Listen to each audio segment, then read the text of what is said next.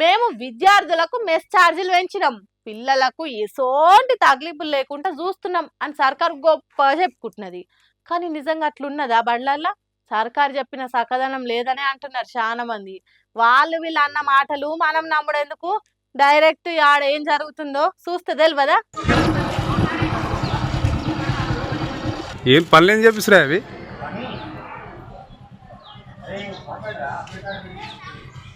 చూసిండ్రా, బడిల తాగేతానికి నీళ్లు లేకపోవడంతోని పిల్లలు ఎట్లా క్యాన్లు మోసుకొని వస్తున్నారో. మినరల్ వాటర్ ప్లాంట్ నుంచి పాటలు పడుకుంటా భుజాల మీద ఎత్తుకొని ఎండలను నడుస్తున్నారు.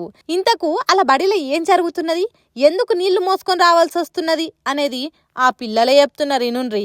నా పేరు కే రమన్. నేను బెంగళూరు మోడల్ స్కూల్లో చదువుతున్నాను. ఇక్కడ వాటర్ ఫెసిలిటీ అనేది చాలా తక్కువగా ఉంది. అసలు వాటర్ వస్తలేదు. కృష్ణ వాటర్ సప్లై అసలు లేదు. ప్రభుత్వం మమ్మల్ని అసలు పట్టించుకోవట్లేదు.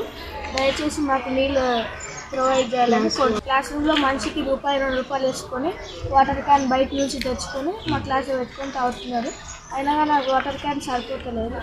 ప్రభుత్వం మాకు వాటర్ సప్లై ఇవ్వాలని కోరుతున్నాను. ఇన్నరా, పుస్తకాలు పట్టి చదువుకునే పిల్లలే ఒక్కొక్క రూపాయి జమ చేసుకొని క్యాన్ వాటర్ కొనుక్కొని తెచ్చుకుంటున్నారట.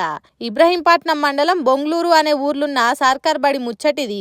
సీఎం రేవంత్ రెడ్డి సారేమో మైకుల ముందట మేం సర్కార్ బడులల్లా సౌకర్యాలు పెంచుతున్నాం, రాబోయే కాలంలో సర్కార్ బడిలనే చదువుకోవాలి అన్నట్టు తయారు చేస్తాం అని చెప్తున్నాడు. కానీ ఇక్కడేమో గిట్లున్నది. ఇదేనా రేవంత్ రెడ్డి చేస్తున్న సక్కదనం అంటున్నారట ఈ బడి పిల్లల తల్లిదండ్రులు. మరి ఈ ముచ్చట సీఎం రేవంత్ రెడ్డి దాకా పోతే ఏమంటాడో, నీళ్ళొచ్చేటట్టు చేస్తాడో లేదో, చూసి చూడనట్టు ఇచ్చేస్తాడో ముందు ముందు తెలుస్తుంది.